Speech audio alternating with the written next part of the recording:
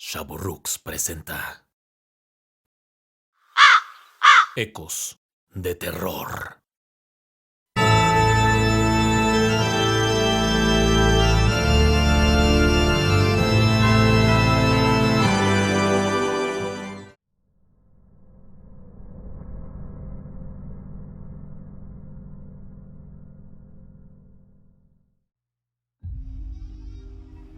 Hace aproximadamente 25 o 26 años, cuando una de mis hijas tenía entre 6 y 7 años, comenzó a decirme y a platicarme de su hermana mayor. Yo pensé que se trataba del clásico amiguito imaginario que casi todos los niños a esa edad tienen. Posterior a eso, comenzó a platicarme de algunas situaciones tipo que su hermana mayor le había venido a saludar, que su hermana mayor en sueños la había llevado a jugar a su parque favorito, que si hacía algo que no le parecía o le disgustaba a la hermana mayor, me decía: mi hermana mayor se enojó conmigo porque no levanté las muñecas cuando tú me lo pediste, mamá. Por citar algunos ejemplos. En una ocasión, platicando con una tía abuela, le conté de la hermana mayor. Ella, muy creyente de entre tantas cosas de lo que era el espiritualismo, de cómo uno puede tratar y comunicarse con los seres que ya no están con nosotros, tanto buenos como seres de luz, o los seres blancos, o también los seres oscuros, que son los que vienen a molestar y provocan un profundo terror. Debido a eso, mi tía me dijo que le pusiera unos dulcecitos y un vaso de agua, que probablemente se trataba de un ser de luz que estaba cuidando a mi hija. Así pasaron los días. De repente veía a mi hija que seguía jugando, y la veía como pasaba y corría como si efectivamente estuviera jugando con alguien más. Nunca había nadie en el departamento, a no ser su padre, su hermana, ella y yo. Hubo una situación en la que vinieron a arreglarnos el techo del departamento, pues había goteras, y llegó un señor que, no sé, me dio muy mala espina, ya que de pronto viviendo en el cuarto piso y él estando en la azotea, tocaba la ventana provocándome sustos. Cuando me asomaba, este señor estaba empinando tocando en la ventana. La verdad, sí me dio mucho miedo este señor, y más estando yo sola en casa con mis dos hijas. Refiero esto porque en la noche llegaron unas visitas, que traían una bebecita, misma que se quedó dormida y la puse en la cuna de mi hija menor.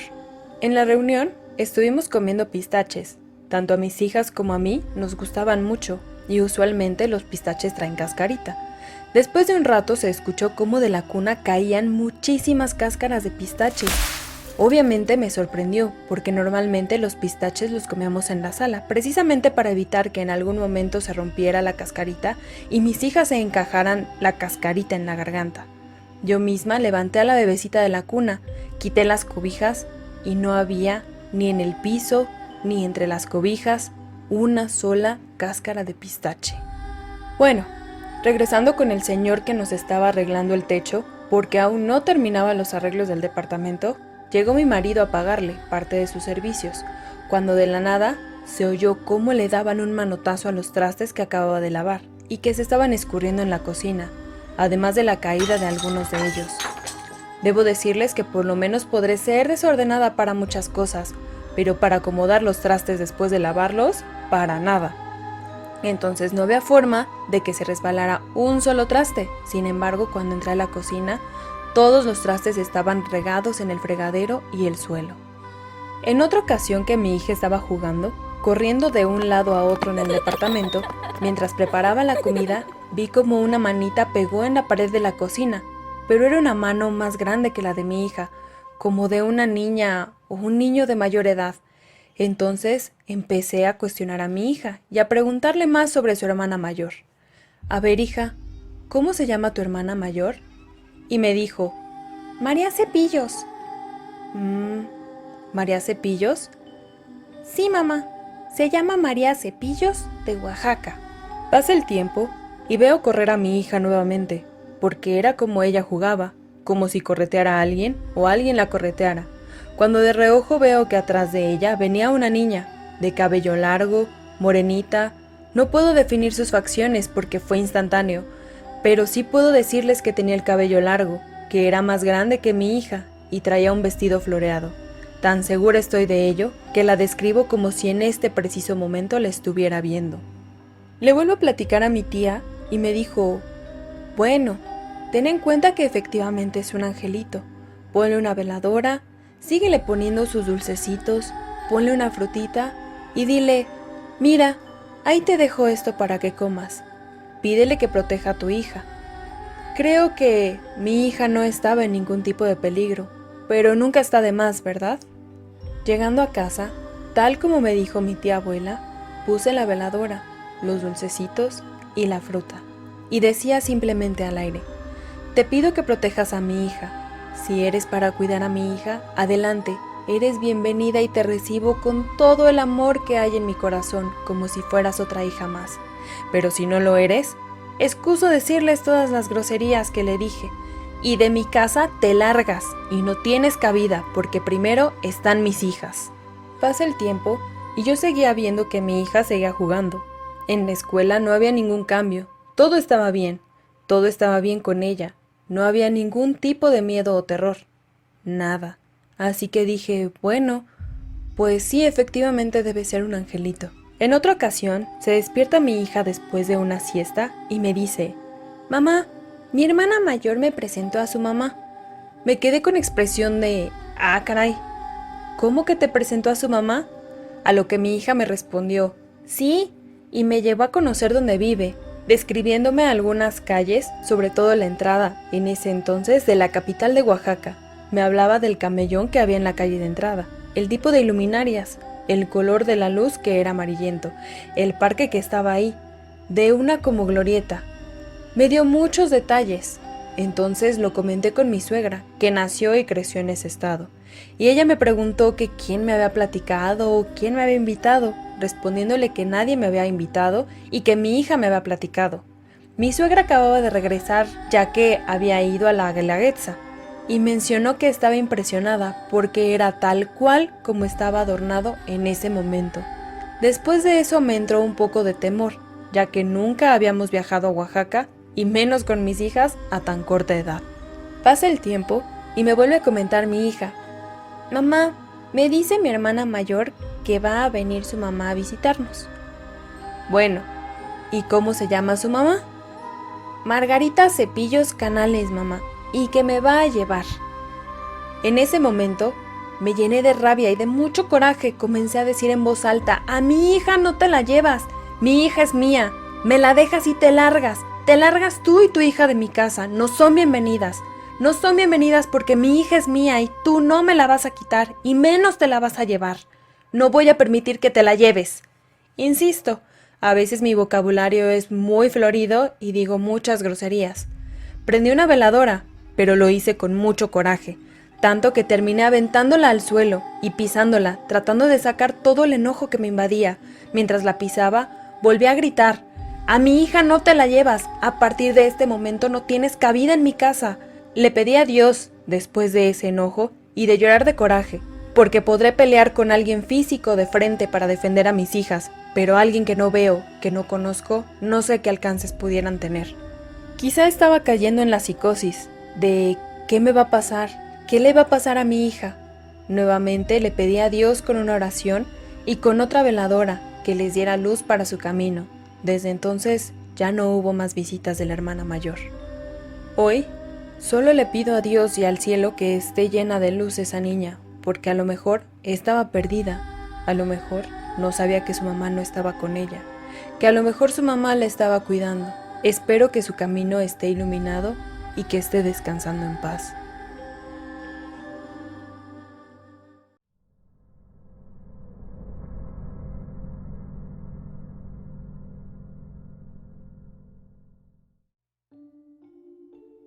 Por muchos años trabajé en una prestigiada y exclusiva escuela al poniente de la CDMX, cerca de la Avenida Observatorio. Es un colegio donde asisten los hijos de algunas de las personas más poderosas y adineradas del país. Formaba parte del equipo de comunicación de esta institución y una parte de mis actividades involucraba cubrir los numerosos eventos sociales que la institución organiza, así como algunas sesiones ya definidas que se tienen entre padres de familia y el staff del colegio. Fue durante los primeros meses que laboré ahí que justamente me tocó cubrir estas sesiones, las School Nights, que se llevaban a cabo semanalmente y que tienen una rotación basada en las diferentes divisiones o niveles educativos, primaria, secundaria, preparatoria, etc. Me encontraba yo en el campus a eso de las 11 p.m., Eran de las primeras sesiones que yo cubría y aún estaba adaptándome a la dinámica y expectativas que se tenían, y el trabajo se me había acumulado. Me dirigí a mi oficina para regresar el equipo de grabación que utilizamos para la sesión. La oficina de comunicación se encontraba en lo que correspondía a la sección de los alumnos de kinder de la escuela, y para ingresar es inevitable pasar por uno de los patios que utilizan los niños en sus descansos y actividades cotidianas. No era la única persona del equipo en campus. Tenía claro que una de mis compañeras, Jessica, estaría en la oficina. Llegué a la oficina y me encontré a Jessica en la mesa de informes. En esas épocas nos pedían que tuviéramos una mesa de informes relacionada con la oficina de comunicación, que era parte de lo que se encargaba Jessica. Pasó algo extraño, ya que la puerta de mi oficina particular se abría sola mientras yo la miraba, justo de frente. Sin que pueda explicar la razón que me motivó a hacerlo, tomé la cámara que traía en mis manos, al tiempo que Jessica también se sorprendió un poco de que la puerta se abriese sola, y decidí tomar una fotografía encuadrando la puerta, que ya se encontraba abierta. La escena quedó inmortalizada con la puerta abierta, Jessica y una porción del pasillo. Sin inquietarnos demasiado, dejé el equipo de grabación, tomamos nuestras cosas y nos fuimos. La foto no tuvo mucha relevancia por un tiempo y se quedó simplemente almacenada en la carpeta de la memoria de la cámara.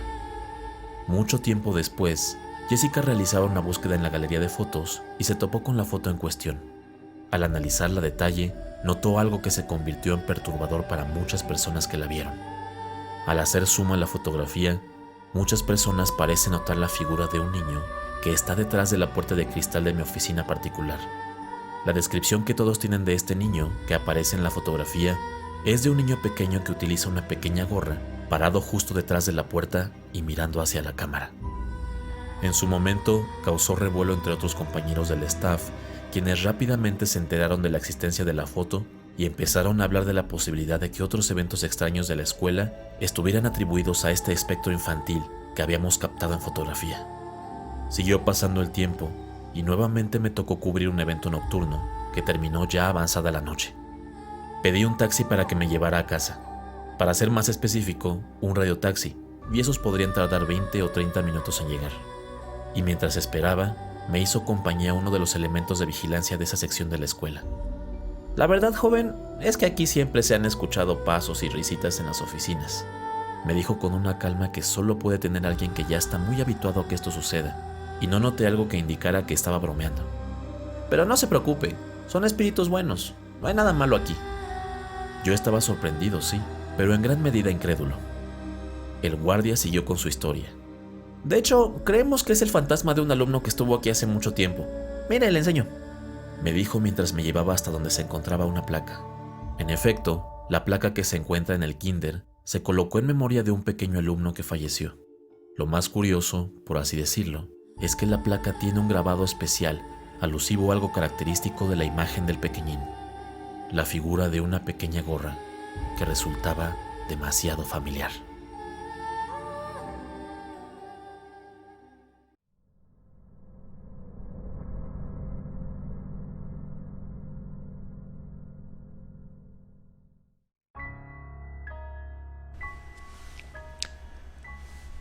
Es común escuchar historias sobre lugares que visitamos frecuentemente como las escuelas o las oficinas de trabajo en las que hay experiencias con fantasmas y otros seres. A menudo estas historias hacen referencia a fantasmas infantiles que acechan estos sitios y que cuentan con antecedentes como que fue durante la construcción de las instalaciones que fallecieron o que eran alumnos de estas instituciones. Con absoluta sinceridad, siempre taché esos relatos como ridículos y poco creíbles. Si los analizamos un poco, todos tienen los mismos elementos y todos son endebles a la hora de sustentar una explicación. Para este punto, ya deben saber a dónde me dirijo, y sí, en efecto, a pesar de toda mi crítica e incredulidad, les puedo decir que tuve la mala fortuna de vivir una experiencia así. Con toda sinceridad, espero que mi escepticismo en estas historias sirva como una mínima fuente de credibilidad, pues solo tengo mi palabra para dar y sea lo que haya sido, así lo experimenté. Corría el año de 2019, que vemos un tanto lejano ahora y que pareciera que se trataba de otro mundo. Mi empleo es uno de oficina, ahora home office, en un área administrativa de un gran corporativo que tiene sus oficinas en Paseo de la Reforma de la Ciudad de México. Si bien no les puedo decir el nombre, puedo comentar que es justo en una zona en la que muchas personas reportan cosas extrañas. Al final de mes, o lo que llaman los cierres, tenemos una cantidad de trabajo que yo describo como obscena. Esto nos llevaba a salir en ocasiones muy tarde de la oficina, o incluso a no salir y pasar la noche trabajando. A mis compañeros les encantaba aprovechar nuestros pequeños descansos en la madrugada para mencionar pequeñas historias de terror o eventos paranormales que, según ellos, ocurrían en el edificio y en la zona. Quiero hacer la precisión sobre lo que ya comenté. Las historias de la niña de la oficina, o de la escuela, o de lo que sea, me parecen un tanto cliché y nunca me han asustado. Sin embargo, otro tipo de historias sí me causan miedo y me llegan a sugestionar. Tal es el caso de una que contaba una de mis amigas del trabajo. Ella es fanática de contar sus experiencias y también es seguidora de Ecos de Terror, y seguro no tardarán en recibir su contribución sobre su encuentro con el maniquí maldito de Reforma. Es esta historia del maniquí la que me tenía un poco nervioso, y no hablaré a detalle de esta para darle a ella oportunidad de contarla. En una de esas noches largas de trabajo, fue inevitable trabajar hasta la madrugada, y sabíamos que sería algo, como decimos, a morir. En esa ocasión, me tocaba a mí armar el reporte de cierre, lo que significaba en gran medida esperar a los demás. Adelanté todo lo que pude mientras mis compañeros avanzaban en lo que yo requería como insumos para poder continuar con lo que a mí correspondía. Conforme la gente iba terminando, revisábamos lo que me entregaban y luego se retiraban a su casa. Lo hacíamos de esa manera para no retener absurdamente a nadie. Hacia las 3 de la mañana ya no había nadie más en el piso, solo yo y el personal de seguridad. Esto lo sé porque unos minutos antes había acompañado a uno de mis compañeros a la salida, momento en el que aproveché para comprarme algo de la máquina expendedora y un café, topándome con uno de los 2 elementos de seguridad del piso. Conversamos un segundo y me dijo que éramos los únicos en las oficinas. ¿Le falta mucho, joven?, me preguntó amistosamente. Sí, todavía un rato, le contesté con el mismo tono, aprovechando también para invitarle un café, así como darle uno adicional para el del cuarto de cámaras. Seguí trabajando un rato, escuchando mi música y tratando de apresurarme para poder ir a casa y al menos bañarme. Mientras trabajaba, escuché cómo una de las sillas rodaba, lo cual era muy poco habitual, porque la mayor parte del espacio estaba alfombrado, y salvo por algunas zonas, donde por cierto no debería haber sillas, se podía escuchar el rodar de estas. Un poco alterado, decidí revisar en mis alrededores y en efecto, una de las sillas se encontraba a medio pasillo, justo en el espacio donde no había alfombrado frente a una de las salas de juntas.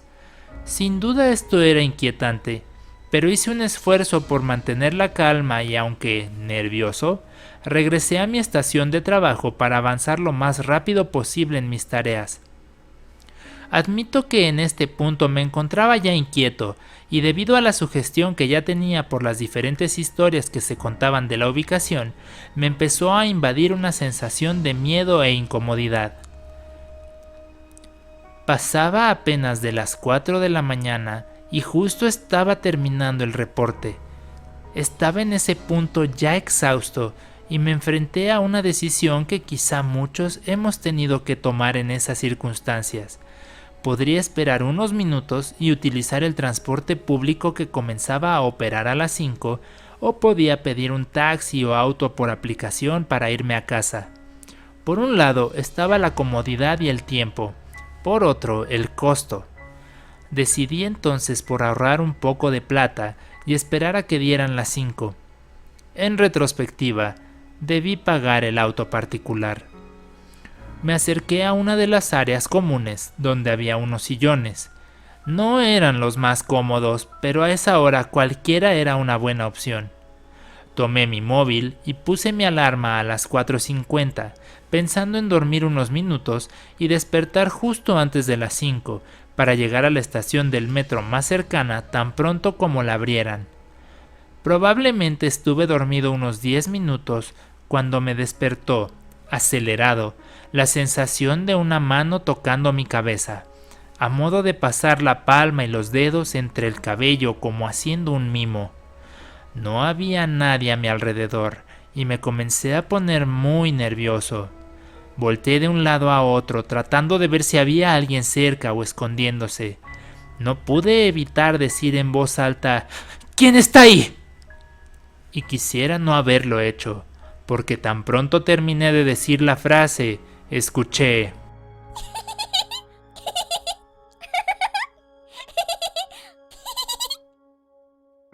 Sin exagerarles, sentí un miedo incontrolable.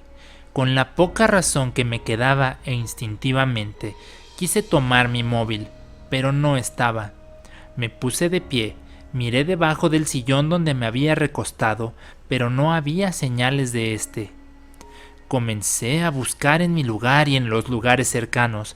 Habría intentado llamar desde mi extensión, pero no tenía modo de realizar llamadas a móviles, pues requería un código especial. Unos instantes después, escuché de nuevo el rodar de una silla, que provenía desde el mismo lugar donde había notado la silla unas horas antes, seguido de nuevo por una risa.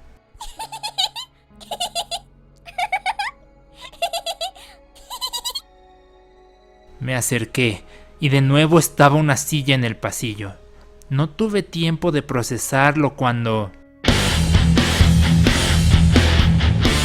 sonó la alarma de mi teléfono, indicando que ya eran las 4:50 de la mañana, cosa que me hizo pegar un salto del susto, pues ya mi nivel de miedo era extremo en ese momento.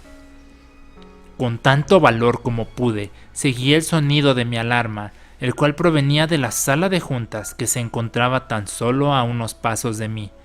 Me acerqué con un temor inmenso y veía resplandecer mi teléfono y sonar debido a la alarma. Me dispuse a tomarlo y en el instante justo que lo tomé con mi mano derecha, una pequeña y grisácea mano se puso sobre la mía. Parecía la mano de una niña, pero el color no era natural. Era como el color del yeso fresco, las uñas completamente moradas, como si estuviesen machucadas. No tuve el valor de voltear, solo de reojo pude ver un brazo extendido cuya mano se posaba sobre la mía. Apreté la mano con todo y mi teléfono y salí corriendo, como si me persiguiese el mismísimo demonio. La gente de seguridad lo notó y me interceptaron en la salida. Les dije: «Hay una niña en la sala de juntas», lo que tomaron primero con seriedad y fueron de inmediato a revisar, solo para decirme que no había nada. Yo seguía en un estado de shock y ellos solo reían un poco, desacreditando lo que yo decía, de la misma manera que yo siempre he desacreditado las historias similares, pues sigo creyendo que, en su mayoría, son solo habladurías. Sin embargo, en mi caso, no lo fue. Conté a todos los que esa noche estuvieron ahí lo sucedido. Les rogué que me confesaran si se trataba de una elaborada broma. Naturalmente, todos lo negaron, y tengo buenos motivos para creer que decían la verdad. Pedí a la gente de seguridad las cintas, o al menos que revisaran. Ellos insisten que lo hicieron y no notaron nada fuera de lo normal, salvo por el hecho de que vieron que un par de veces moví una silla por el pasillo frente a esa sala de juntas. En cierto modo, tuve la suerte de que nos mandaran a trabajar a casa unos meses después, debido a la pandemia, y desde ese entonces no he tenido que estar en las oficinas, y mucho menos de noche. Si ustedes son de los que todavía tienen que ir presencialmente a sus oficinas y trabajar hasta la madrugada ahí, les sugiero que siempre que puedan salgan lo más rápido y no se queden solos. Nunca saben si alguna leyenda urbana acabará teniendo algo de verdad.